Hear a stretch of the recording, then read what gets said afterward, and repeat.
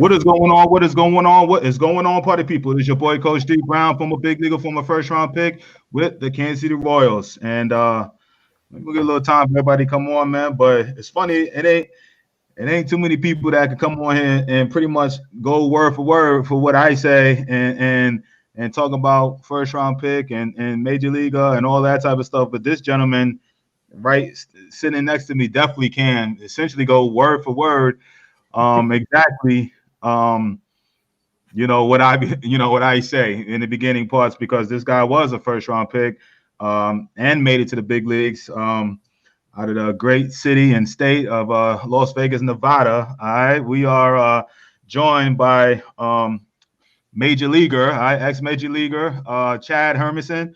We're gonna talk this mental side today, man. So Chad, what's going on, big dog? I'm good, D. How's it going, man? All right, good, man. Good, man. I appreciate you coming on, man. This is you come recommended, man, because a lot of parents and stuff always want to talk. We talk all recruiting, we got special guests, and we share stories and stuff. But a lot of times we don't ever get on that mental side too much, man. How important that side is, man. And I definitely know that you have a great program, and you hit that side really, really hard, and which is always needed, man. Because without that mental game, man. You fall by the wayside with this game we call baseball, and definitely with the failures that come along with this sport. But before we get into the program, I always like to talk about the man. All right, we know you from the big leagues and first round pick and all of that. But let's go back to the beginning, man. Where are you from originally? I kind of spilled the beans on that, but talk a little bit about that, man. Where you from, playing career, and to what you're doing now, man. Okay. Yeah, man. So I grew up, I was born and raised in Salt Lake City, Utah. I lived there till I was 11 years old. So I grew up, like we always preach, playing all the sports, right? So in a state like Utah, where it's freezing cold in the winter and the fall is freezing, played football, basketball, baseball. So played all three, did well in all of them. Started playing football when I was 9, right? Nice. So 9, 10, and 11, played football. I love basketball, always loved to play basketball. That was the one sport that, you could always get your buddies and just go and play and just hoop it up. And it seems like all baseball players for some reason can play basketball. I've kind of find that always interesting that baseball players can hoop it up. Baseball seemed to always be the passion for me, the sport that I probably excelled at the most. So yeah, just, grew up kind of like a lot of major leaguers do, like all-stars on all the teams growing up. And I lived right around what we call it's Sandy, Utah. Alta High School is a school that I would have went to in high school, but my father, who is he frames custom homes, he moved us to Las Vegas in 1989. So I was just 11 and got out of Utah and moved to Las Vegas. So I guess I was going to live in a casino. Like, I didn't know what that looked like. It was, I might live in the Excalibur. Like, where are we going? But come to find out, it's an actual real place. You got the Strip where even to this day, as a family man with kids, we hardly really ever go down there. But Las Vegas is right there. I live in Henderson, Nevada. Have been in Henderson ever since we moved here. And so that was kind of my real amateur career, right? Because as a youngster, and I would say by the time I got to high school was when I stopped playing football, stopped playing basketball, and really focused on baseball. So I went to Green Valley High School, which opened up my freshman year, which was about 91, 92. We talked about that when I interviewed you earlier. And so it was a brand new thing, new area. It came with a lot of clout. We had Roger Fairless as our head coach, who is a Southern Nevada Hall of Fame coach. To kind of put in perspective, he coached Greg Maddux is the number one Hall of Famer that he coached back then. And names like Tyler Houston and Doug Marabelli, Steve Rodriguez, right? I think you may have even spoken to Coach Rodriguez at Baylor. Yeah. Well, we talk behind the scenes. He hasn't been on here, but we definitely have talked. Definitely have spoken to each other. Yeah, I gotta get him on here. He ain't come on yet, but Yeah, okay. Okay. So he Yeah. was coached by that guy. Okay. Nice. Yeah. So Coach Fairless was a very intimidating guy.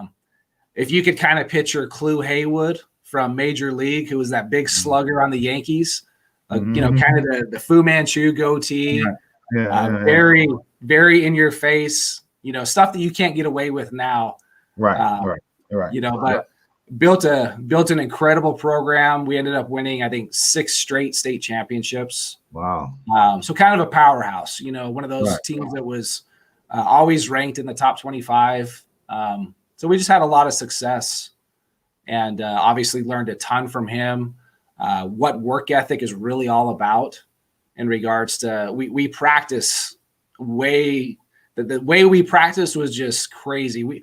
As a former scout, I scouted for the last 8 years with the Angels. There were a couple scouts that are still scouting now. They're getting closer to retirement, right? But they scouted me in high school, and they're like, to this day, we have never seen any practices that even compared to what we did at Green Valley. Really? So it was exhausting. I had shin splints every day in high school. So you couldn't wait until you played in the game, right? Because you're like, I get a little relief from the hard work that you put in. So yeah, that's then high school. I was an outfielder my freshman sophomore year in high school. Our shortstop had graduated, and my coach Fairless said, "Hey, you're going to be my shortstop next year as a junior." Oh, nice. I'm like, okay, all right. Worked, right? You got drafted as a shortstop, right? Yeah. So I started playing short my junior year. Buy a new glove. All that. I had to buy a cup. Right. All that stuff, right? So yeah, basically, and I played shortstops, in Little League, like most of us did. And when you go from the outfield, back to the dirt, it's a little bit different. Because usually it's the opposite. You start off in the infield and you end up in the outfild. You know what I'm saying? But you started in the outfield and ended up in the infield. That's crazy, man. Yeah. So junior year, started to kind of do some things. Senior year came, and really what set it off for me, and I think it did for you too, was going to the area code games, going into the senior year. And I played for a guy named Doug McMillan, I believe has passed away since. But yeah, I played for I was invited to play, I believe it was a Northern California team, the Giants. So I was the shortstop, and there was a really good player that was my second baseman by the name of Jimmy Rollins. Nice, Jimmy. And so in fact, I just mentioned him yesterday. You were talking to Xavier Edwards. Right. And Xavier, I was able to scout him, and I was like, this dude reminds me of Jimmy Rollins, just his skill set and his tools. Yeah. Right. But Jimmy was, 5'8", 145 pounds, whatever he weighed. Yeah. But he was electric. Yeah. Electric. Yeah. Could just do it, right? And he was a year younger than me. Right. He was my year. But yeah, area code set it off for me. I won like defensive player of the series.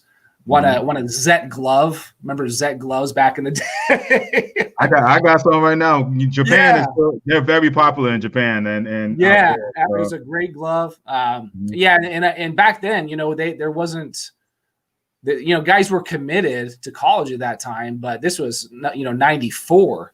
Right. So I hadn't committed to a school yet, and then after the area codes, it just went bonkers. It went crazy. That's crazy how that works, because I was the same way. Like I had the football schools calling me, but it wasn't until area code games when I got back from area code games is when everybody started, agents and college-based baseball schools really started blowing me up there. So it sounds like the same thing for you, no? Yeah, absolutely. Yeah. So I was trying to figure out, you go into your summer, I guess basically finishing your summer, like, oh, sweet. This is exciting. Like now people are starting to come over. Scouts are coming, agents are coming. Right. A little overwhelming, at the beginning, and then you kind of figure it out. Cause I was a young high school graduate. I had a September 10th birthday, so I was still 17 when I graduated high school. Nice. And then when I got drafted, I was still 17. So I played, rookie ball and short season ball as a 17-year-old. Wow. But yeah, so it was the So, draft. so, but yeah, so go back. Go to the draft. Talk about when and what pick were you in?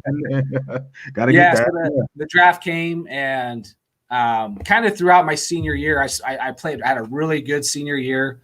Talk about from a mental standpoint, and I've talked to kids that are in that boat, could potentially be a high pick, and that's a lot of pressure when you all of a sudden you have 50 plus scouts just showing up at your games all the time. That and that was kind of the cool thing with Green Valley is we were doing so well. Right, used to it. Yeah, we had. I was talking to scouts as a 14-year-old, so I started to get kind of comfortable talking with the local scouts, and they made me feel comfortable, and it allowed me to just go be myself and go do my thing and play my game. So yeah, that whole thing came, and then like you, that was an All-American type player. I fit that same mold. So I believe that year it was myself and Michael Barrett who spent a ton of years in the big leagues. We were the top two shortstops in that 95 draft from the high school perspective. Okay. And Mike ended up more times as a catcher, and you end up in the outfield, right? Yeah, well, Barrett, he was a big dude, right? You could easily see him moving to third base. Right. But yeah, they moved him to catcher right away, and he obviously flourished there. And but yeah, so I was drafted 10th overall by the Pirates. Nice. And this was the 95 draft, and that was exciting. Yeah. All about you, man. My wife, my girlfriend at the time is my wife now. So I've been with her since high school. Wow. And yeah, so the draft was amazing, just everything you think it is. And then you get shipped off to Florida, and about a week into rookie ball, you're like, what am I doing? This is insane. This is then you realize real quickly, this is a job. That's right. Wake up early. Yep. It's hot as crap in Florida, when you're not used to it. Right. The golf roast league. Yep. Yeah. So, but it was so fun, and I was able to get out of the Gulf Coast League rather quickly. I was probably there 4 to 5 weeks, whatever it was. I played like 25 games, I think. Went 7 for 8 my first 2 games as a professional. Okay. And I was like, wow, like, okay, this is probably about as good a start as you can have. And back to the mental side, my manager, his name was Woody Heike, who'd been there for years, dropped the line, and this was like in a Baseball America. It said that he walks on water, because I had 3 games that were just bonkers, right? He had like 2 homers, 7 for 8, just crushing the ball, making all these plays defensively. Right. So they're like, oh, we found our golden child type thing. Right. Wow. So, so my wife, no more pressure that you needed, right? No more pressure, right? My wife and I always joke, like, since that comment, it's like, Ben, like, how do you live up to that? Right. Right. So yeah. So let me ask you this. So, I mean, you're highly touted. I remember reading all about you, and we didn't cross paths until years later, because you flew up the system fairly quickly. And how old were you when you first got your first taste in the big leagues? You were fairly young, man, right? I was 21. Yeah. 21. All right. And because I remember you, like, before you blinked, you was already, I think the year, 96 or 97, you were already in trips, right? What year were you already in trips? So I was drafted in 95. Right. I got to AA in 97. So I was 19 then. And then AAA, I was 20, my first year in AAA. And for people that's listening, that rarely happens. You guys think, that, the Trouts and the Acunas, that's the norm, but it's really not. Now, if you're really good, you breeze through it, but it's still, I mean, what you would probably say, Chad, probably about 90% of the guys or more take, the average is 4 to 6 years it takes for somebody to make it to the major leagues. And he's sitting and tell you he made it in 3. So he beat the odds and the averages and stuff like that. But, going up there and getting up there early, but you kind of dealt with some difficulties, man. And if you could kind of just, talk about some of the struggles that you had living up to that number 1 pick and having, because, like, again, we have very similar stories. I know, certain issues that you went through, just like similar to mine with that pressure and being the number 1 pick and breezing through the minor leagues. Minor leagues was for the most part, it was cakewalk to me for the most part. You know what I'm saying? So, but talk about some of the struggles that you had, and I'm guessing that those struggles is what kind of bridge that to what you're doing now with the mental side of things. Yes or no? But kind of talk about those struggles, and then we get into your program. Yeah. So going from the outfield to the shortstop position, I always was I could run. You know, I was a 6'5" runner. I was a natural center fielder. Okay. But then you get thrown in the shortstop area. Talking about the mental side, where I developed the yips. You know, where pitchers, everyone. I think it's something. Can you, Chad, before you go, like, can we talk about what the yips are? Because everybody don't know what the yips are. Okay. Yeah. So in baseball, it's basically, you know, you've done something your whole life. You play catch, you throw the baseball, you know where it's going, and then all of a sudden one day, you're something in your brain tells you you can't do that anymore, and you start thinking about it. So your brain starts to get in the way, and the way you think and the way you feel about it now is just all of a sudden it's there, and you're like, why? What is happening? Why is this here now? And it's a phenomenon. It's hard. We call it the monster, the yips, the thing. It's horrible. It's one of the worst feelings you can ever have. I would say I had it a little bit as an amateur in high school because I was a little unsure of myself that I could actually be a legit big league shortstop. You know, I had those self-doubts and those the limiting beliefs that came with that. But I tried to battle through it. I tried to go through it. And then you get into pro ball where now you kind of look around. And I remember in Erie, Pennsylvania, short season, you look at that first baseman and it's not just him anymore. Now it's fans. That's right. Now it's kids and grandparents. Yeah. And I remember vividly in short season, I overthrew a ball and I hit a lady, hit her, you know, and I would like to think that I'm a good person. I care a lot about people and I have compassion and empathy for people. And that bugged me big time, you know, because I had no idea if she was hurt, what happened. And that kind of lingered a little bit. It would kind of go away, but then you start thinking about it. You're not natural. You don't have a natural throwing stroke and all that stuff. So that lingered with me as I continued to go through, and I made a ton of errors throwing as a shortstop. And it kind of got to the point where, Steve Stack syndrome. Absolutely. It was horrible. And so you try to get through it, and I battled. As a Pirate at the time, we tried things. I think everybody knew I had something going on, but like you didn't talk about it. You know, it was always like, well, it's probably your feet. It's something mechanical there, which that could have certainly been the case. And we probably could have gotten better there. But it was so in my head that I battled through it through low A ball, high A ball, double A. In double A as a 19-year-old, about, I don't know, somewhere halfway into the season, it got so bad. It's all I thought about on and off the field. I wasn't sleeping. I was going crazy, essentially, but I kept it so bottled in. Somehow I was able to still hit and perform. And it's crazy.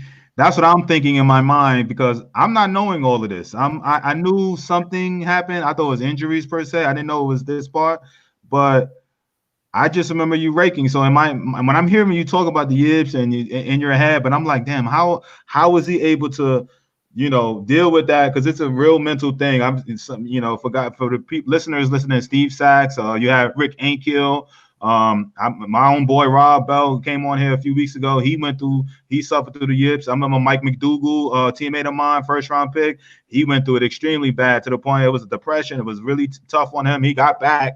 But it was, it's a very common thing. So just imagine you've been throwing baseball your whole life, and all of a sudden from a 30 feet or something, that guy that you've been throwing catch to all your life, all of a sudden now you're thinking about it and you can't hit him. You know what I'm saying? You can't, it's all over the place. But the fact that you were able to still bang away, you know what I'm saying, playing defense and thinking about it, whatever. But how are you able to, keep defense, and offense. That's a testament to you.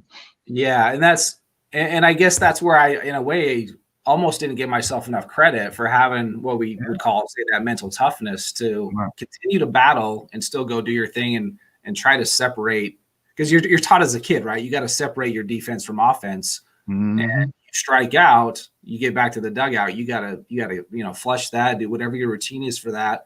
And then once you leave the dugout, you got to get out there and focus on defense. Right. That I was somehow able to do that. But at Double A, I finally went to my manager, Trent Jewett, or no, it was Mark Hill, Booter Hill, because I had two different instances. I said, I'm out. I said, you need to put me in center field. That's where I belong.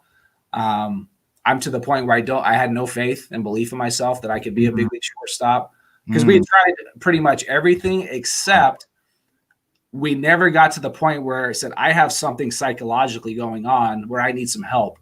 That was never offered, and I never went and sought it out because I didn't know who to go to. Why? Let me ask you this. It was never offered, but why? Why do you feel like you never went into that office or that coach and said, Coach, I'm really dealing with something mental over here? Obviously we all know the yips are mental, but why do you think they didn't come to you for help, and why you didn't necessarily seek help past, because everybody's going to think, all right, we just going to throw more and catch more and more ground balls. That's what's going to get you out of it. You know what I'm saying? More work. Yeah, more work. You're going to work it out. You know what I'm saying? More ground balls, you'll figure it out. Don't worry. So why do you think that? Yeah, I think to answer that, it was kind of like what we talked about a few weeks back was, if I go to somebody, then I am mentally weak. Then I'm going to get sent down. I'm going to, instead of on this track to get to my goal is to get to the big leagues. And I really didn't care what position I played, but like I said, in my heart and in my faith in myself, I knew I belonged more in the outfield where it was more natural for me. So I finally had enough, and I went to my manager, told him, said, I'm out, get me in the outfield. And they did it the next day. I was the first round draft pick, so they're gonna handle that. I felt terrible because my roommate at the time, I was living with three other dudes who was an older guy. He now went to the bench, so that's the nature of the game, right? Kind of felt bad about that, but then I started to flourish. Those thoughts, I still feel like I always had it. Right. I describe myself more as a chucker when it came to throwing. I'm going to chuck it. I'm going to throw it really hard, and that can work in the outfield. Right. Yeah. So that was in Double A as a 19-year-old, and by the end of that year, they came back to me because the season runs to August, maybe the first week of September. Yeah. About 3-4 weeks left. They said, "Hey, what about second base? You think you could play second?" And my thought right away was, "Oh, that'll probably be worse. That's even closer." Right. That's crazy. Right? Yeah. But I was like, I'll try it, and I did it for the month. It sucked, but I at least tried. I told myself, at least go do it.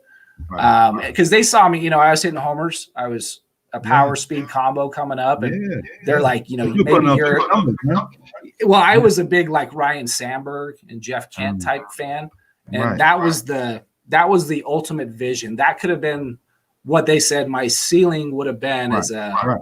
And these are Hall of Famers. I don't know if that's would have been the case. But I remember reading all of that. And you had the speed on top of that. But yeah, so something, like a 2020 guy is kind of what the vision was. Right. So I did that. Had some good, the thing is I had really good games, but then I would have a game that I made an error or two that looked really bad. Right. Like, oh crap, this is not going to work. But, but I kept trying. I kept going out there and doing it. So when I got to AAA as a 20-year-old, I'm still a second baseman. Oh, wow. In fact, I went to, you went to the fall league, right? Mm-hmm. I had just turned 20, and I went to the fall league for the first time. This was would have been the fall 98, fall of 97. 97. Wow. Okay. Right. And I ended up playing really well. Still at second base. Sean Casey was my first baseman, and it was kind of some of the first conversations I started to have, and even picked up the mental game of baseball, the book, and started kind of like, hey, what do I need to do here? But I crushed it. That I think I still hold the record for the most runs scored in the Arizona Fall League. Nice. Like I was just playing the crap out of it, right? Right. So I get to AAA that next year, 3 weeks in the season, probably still. It's all the only thing on my mind is don't make errors, don't throw it away. All these don'ts. Right. So it just eat me up. Right. And there's roughly 3 or 4 weeks into that first season of AAA where I said, this is not going to work. Right. It's just getting to the point where it just wasn't fun. I didn't enjoy going to the yard, and I'm only 20. And I'm like, well, dude. So from that point, they moved me back to the outfield. Right. Trent Jewett was my manager at that time, and I went into him. I said, hey, this is not going to work for me. I'm trying everything I can. And again, there was still no offer to help, or I didn't seek anybody out. Right. So I put that on me as far as maybe just not having an awareness enough to like, where do I go? Where do I look?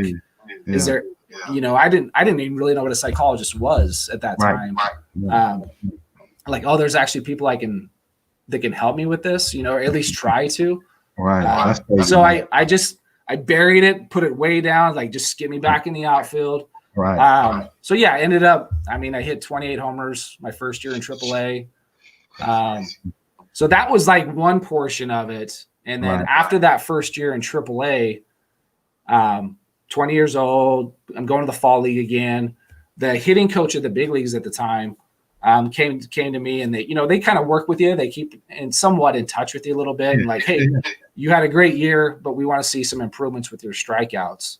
I think I struck out probably 160 times, which nowadays is not a big deal. Right? Hey, if you're hitting 30 homers, you're striking out over 100 times, whatever. Yeah. That would play more now. This era. No doubt. But so he wanted me to make some swing adjustments, and I had kind of a natural lift to my swing. I didn't try to lift the ball. I just tried to hit it where it was. Right. But when I would take some high fastballs, when I take it, my front elbow would go up, which is how all these hitting gurus teach now, right? Get their elbow up.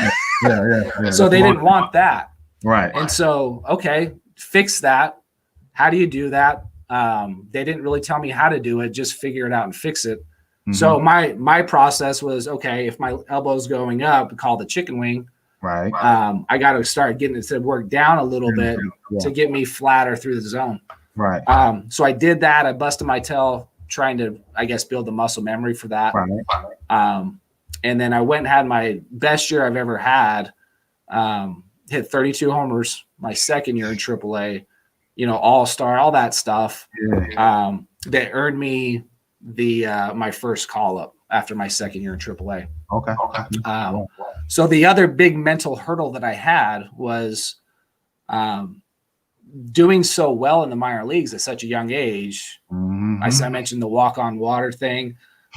They were already tabbing me as the best outfield prospect since Barry Bonds for the Pirates. So as we know, Barry, he very well could be the best player ever, right? He's amazing. And so that I took all those expectations, and it started to kind of, I guess you could say, eat at me a little bit. The hype, living up to that. And so it was, I get to my call up, right? First year in the big leagues. Keep going, man. I'm sorry about that, Char. I'm sorry about that. I get my call up. And the hitting coach that's there gave me that advice, going in and say, work on these things. And I get there, my second day in the big leagues, we go down and hit in the cage. He starts flipping to me, and we're just getting loose, right? Doing our routine. And my routine to kind of work on that downward plane was to really over exaggerate what I was doing in regards to, I thought down to the ball. I thought down and through it, try to backspin it. I don't know if we've lost you here, D. I'm not sure.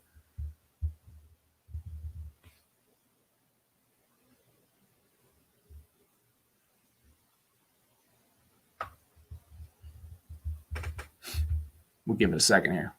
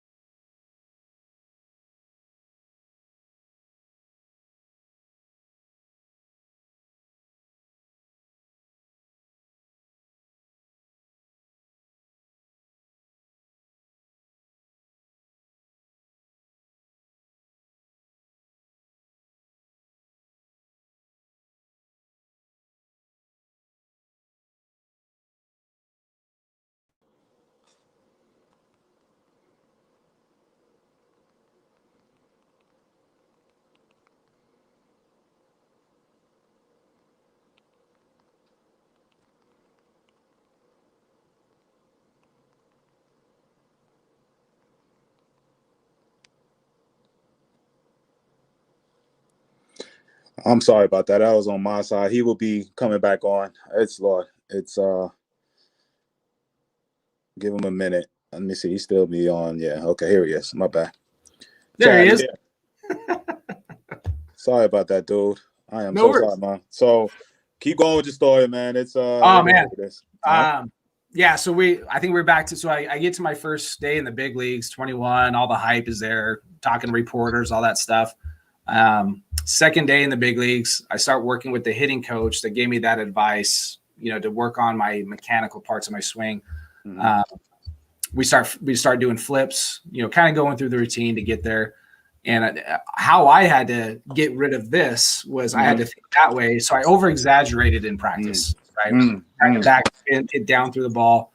About 10 flips through, my hitting coach stops and he kind of has these big eyes. And he's like, what are you doing? And I'm like, what do you mean? He's like, because, a couple of them I probably chopped, maybe a little too choppy. Right. And without, he kind of just says, like, you can't hit like that here. And I just went like, and this is my 21-year-old brain. Like, right. Oh, I'm thinking, oh crap. Like Right. He said, you can't and right away, my mindset wasn't there to be like, yeah, I can. And I was like, okay, well, what do I need to do, sir? Right. He's like, no, I want you to, you have power. I want you to kind of hit the ball more in the air. I think he stated a true fact. Like if you're chopping at the ball, you're not staying on plane with it long enough. But how you perceiving what he's telling you is a lot different. Yeah. Right. But I was like, that's how I got there to get me on plane. That's true. Because I had I guess more of a little bit of a severe uppercut. So it just broke me down, and mentally I was not prepared or ready to handle that. Where I was probably a 9 or a 10 on a scale of confidence going into the big leagues. Yeah. Going to play there. I'm like, dude, I'm going to be up here for 10, 15 years. Right. This is amazing. Right. And I let those words and what he told me just crush me. And I had a really hard time because he wanted me to kind of go back to what I naturally and normally did, which I don't know. Maybe that worked. Maybe so. I in a nutshell, I spent my whole big league career, and from the age of 21 to 30, that window when I played, trying to figure that out. And quite frankly, I think most of us do. You probably did the same thing. What's my swing? What's my swing path?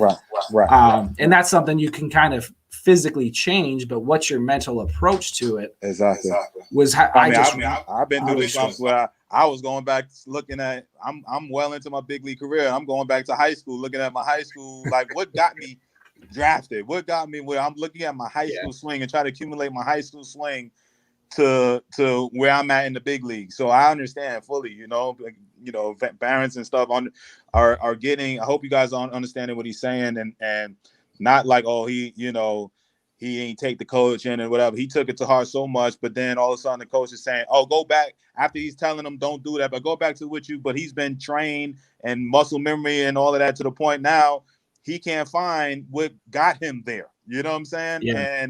And so that, again, that's a coaching lesson right there, more so than, that's a communication that coach essentially put that doubt in his head so much that it took years to try to find it. And that just tells the psyche of a ball player. It's so fragile. You know what I'm saying? Like, and some guys are killer with it, but other, I struggle with it too. Trust me, like, hitting and changing up every 5 minutes sometime, every year, trying to come with something new. You know what I'm saying? Like, you're constantly trying to find it and taking this piece from that coach and all of that. So I wanted to, I'm going to let you share that story, but I definitely want to get into, because of these struggles mentally and having that career, going into retirement, and I don't want to fast forward all your big league, but I want to get to that nuts and bolts to this training. You know what I'm saying? So on that experience side of things, dealing with the lack of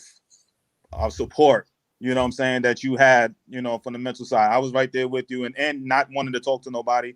But is that what fueled to what you're doing now? And if you could talk about it. I don't want to rush, but you know what I'm saying? I want you to kind of get into that training aspect of the mental side of the training thing. Is that obviously from experience and trying to get, you know, basically be that somebody that you wish you had. That's what it sounds like, right? Yeah, no doubt. You know, so I spent the last 8 years as a scout for the Angels, right? So I live in Vegas, and then I covered Vegas, Utah, Colorado, New Mexico, Arizona.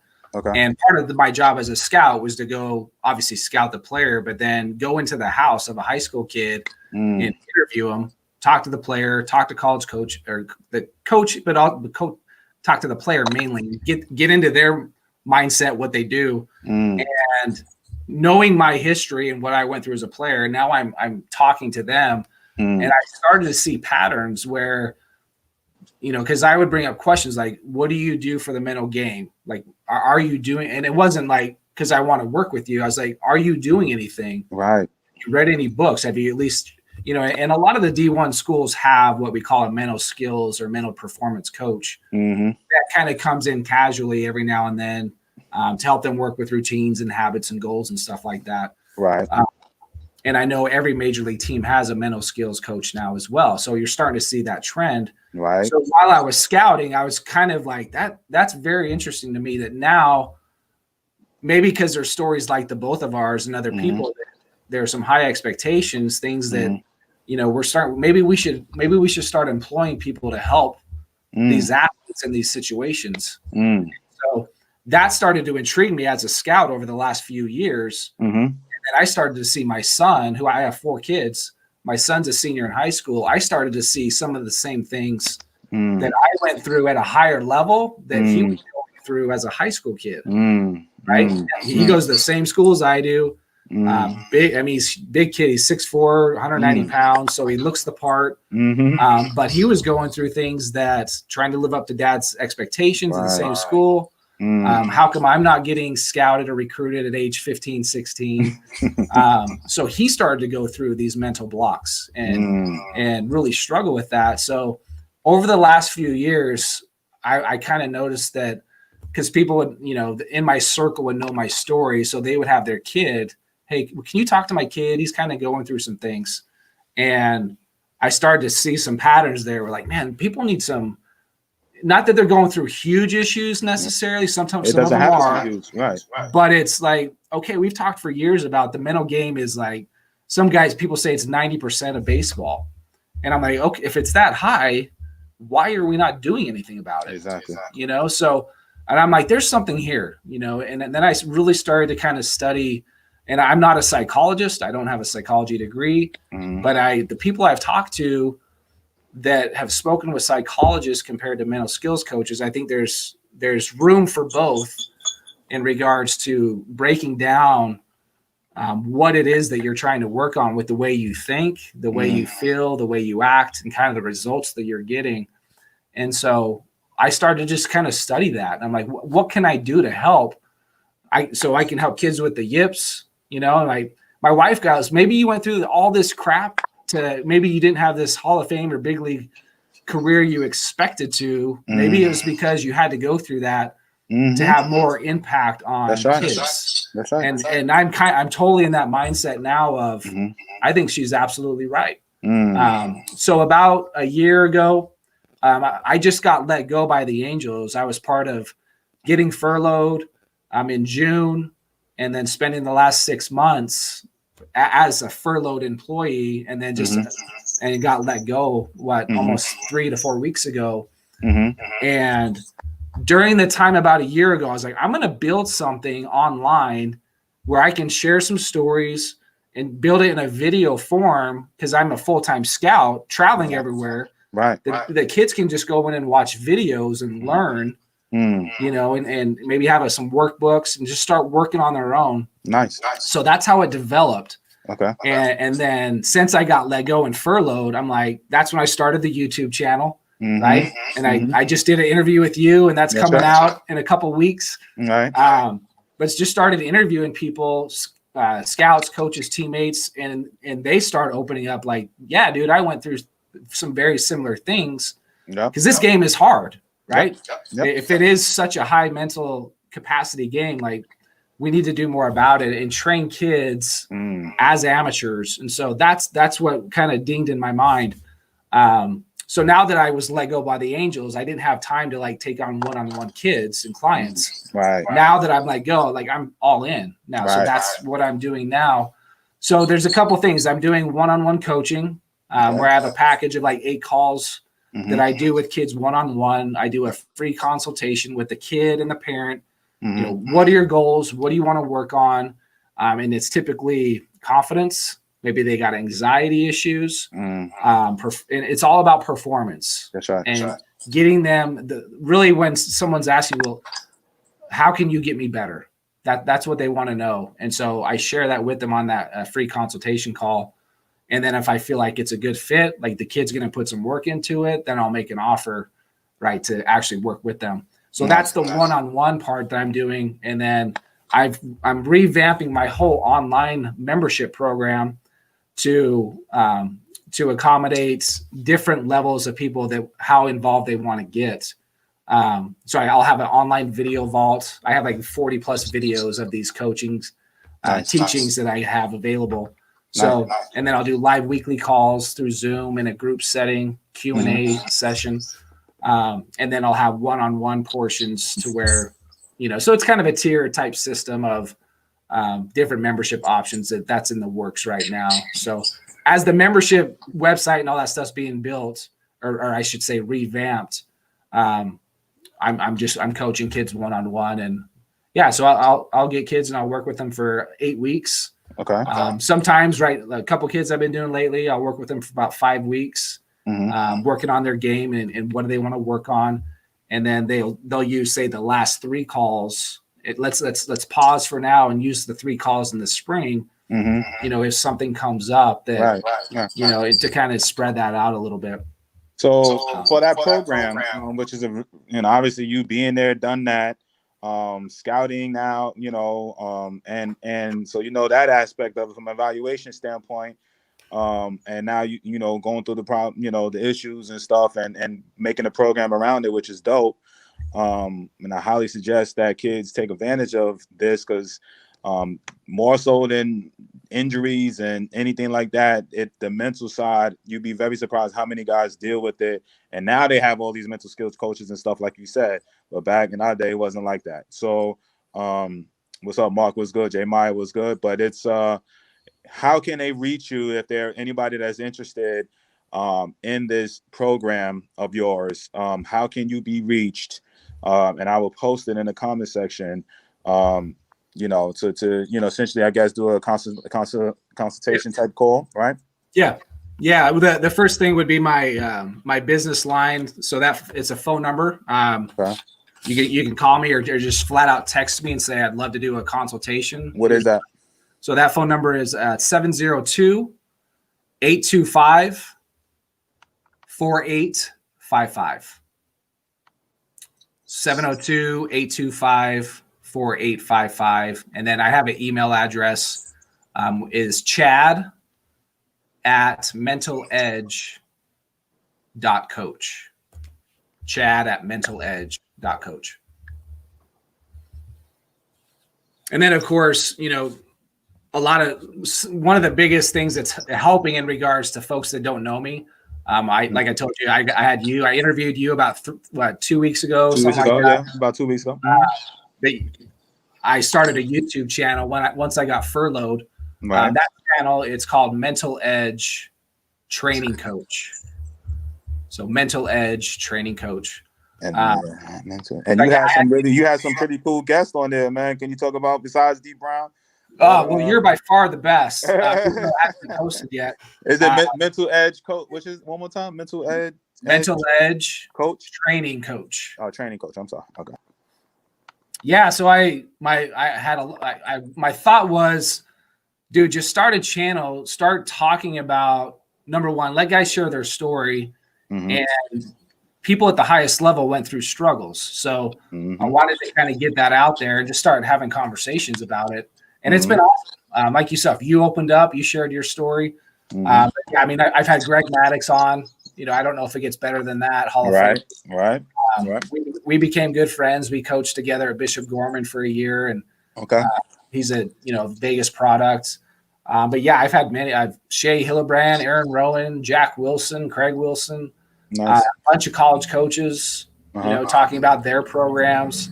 So that's the plan. Is I post one of those on YouTube about once a week, and then everybody's like, dude, you got to put this in podcast form. So about 2 months after doing the YouTube channel, I had to go back over again and start doing the audio. So under the same name, iTunes and Spotify. Good deal. Those same YouTube interviews are in podcast form. Listen, man, that's dope, man. And this is really needed. So I highly suggest that you guys take a strong look and shoot him a call, email, and set up a phone consultation with this guy. And man, long career in the big leagues, first top 10 pick, struggles, but he's using all that, testing to be a testimony to help you guys and young kids, man. So follow him on his YouTube page also. No doubt about it, man. This has been a blessing, man. So Chad, man, before I want you to kind of take us out, man. Remember tonight will be day 3 of the 5-day workshop we're doing on the free webinar, the free workshop on the 3 biggest mistakes that parents make when choosing a travel organization. We're day 3 on that tonight at 8 p.m. So make sure you tune into that. And tomorrow I will be joined with top 25 junior college, Gordon State here in the state of Georgia, Gordon State College. Head coach will be coming on tomorrow at 4 p.m. And also a little plug, again, my boy a little plug came on yesterday. Chad talked about him. Xavier Evers will be on MLB Network tomorrow morning and doing an interview tomorrow morning. So check him out at 10:30. And I don't know what he's talking about, but hopefully maybe it's camp or something. But be sure to check him out over there. So those are the plugs, man. Caleb, what's up? If you could, Chad, man, for the listeners that are still on here, man, can you take us out with a great message, man? Anything that you choose that comes to your heart, man, that you want to share, and you take us on out with this interview today. And I appreciate you coming on, brother. Yeah, man, I appreciate you having me on, and I'll be getting your episode out soon. So stay tuned on that. All right. I would say, for those, I'm assuming you got parents, kids, everybody listening. Right.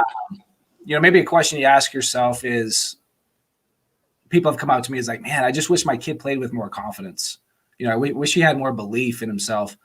And I think the problem with us as parents is we want to instill all of our knowledge and all of our information to them, and kind of relating what coaches, maybe you experienced and I experienced too, is what we kind of end up being is interference. So there's interference. It's too much information. As a performer, if you've done it for a long time, you've done it at a high level, you know what you need to do, but sometimes these things just get into our mind and our mindset, and all these thoughts come in where we call it interference. So how do we kind of get through it and go through it? So that's what I do with these kids. So if you're a parent, I work on that with the kid, with your athlete, on how to kind of stay focused and talk about your faith and your fire and your focus and what you're trying to do. So there's that aspect of it. The other aspect is, man, as a parent, I wish my kid could get off his butt, have good habits and routines, and do those type of things. And so that's a whole other portion of maybe there's not an issue that they need to work on, but they're not listening to you as a parent. But sometimes they will listen to a D Brown. Sometimes they listen to a me. Like, hey, if you want to be successful, you have to start doing the things that successful people are doing. And that is not playing on your video game for 10 hours a day. That's not going to cut it. That's not hitting one time a week. Then you think you're going to go be a D1 player, and so sometimes I challenge them at times. It's an awareness thing. So there's so many, I guess, intricacies to it all, but I'm absolutely loving it. It's really cool to see high school age kids. I'm working with a couple of college kids. I didn't even mention I'm working with Northern Colorado's baseball team. So they hired me to work with them. Good deal. But so it's really cool to watch these kids open up and actually just have true and real conversations about what they're going through. And then to be able to actually help them and give them some different suggestions. Try this, try that. Let's talk about it, revisit it. It's really rewarding. That's why I'm really enjoying it, with actually helping kids. And like, you get that text from a kid. I'm sure you have too. If you ever worked with a kid, like I can't believe how much this is helping. So it's very rewarding. And that you feel like you got an impact with helping with kids, and parents are just ecstatic because they're like, I would have never been able to reach my kid like you just did. That's right. So it's fun. It's good stuff. Man, that's a great message, man. And listen, it is a fine line as us parents and that we take, because just like you said, a kid may listen, but my kid, Lord, so it's one of those, you need coaches. I mean, you need quality, certified, been there, done that type coaches, and that's what Chad is. So I highly suggest that, obviously the fact that he's on there is giving him my stamp of approval, and that's why I want you guys to reach out to him if you think your son could benefit from his program, and we'll go from there. So Chad, man, I appreciate you, my brother. Thank you for sharing your story, being open, and for what you're doing, man. It is greatly needed. More power to you and blessings to you and your program and to your family. And again, if you want to be reached, look through the comment section. I have his email, phone number, and his YouTube channel, Mental Edge Training Coach on YouTube. All right. So go follow him, go check him out. I will be on there soon. And he's coming. He's coming. Yeah, coming. He backed up over there, man. But yeah, I'll be on there soon. So go check me out on over there. And so again, 4 p.m. tomorrow, I'll have Gordon State's head coach on there. And also real quickly, I'll talk a little bit more about tonight. I'm finalizing 2 showcases next month. One will be early in Atlanta. The other one will be, and that would be more on the pro side. And the January 22nd, that Saturday, we're looking at Montgomery, Alabama. We'll be doing some showcases, a showcase over there. So, it'd be cool. Danny Casilla said UNC Bears. All right. So, yeah. So check, be on the lookout for those showcases. I'll talk more about it as we're just in the final stages of finalizing the dates and times. So, you guys be able to check that out and talk about it a little bit more. So, Chad, my brother, thank you so much for coming on. 8 p.m. tonight. You guys make sure to come on over to check them out 8 p.m. today with the free webinar. And Chad, when does the show come on? When is it just, they got to catch it? Is it a certain time that you do the YouTube shows? So I pretty much post them, I guess you could say, almost every Sunday morning. Or I guess I don't know how, if you subscribe, it pops up, shows up. But it's not a set schedule, but I get out about one a week.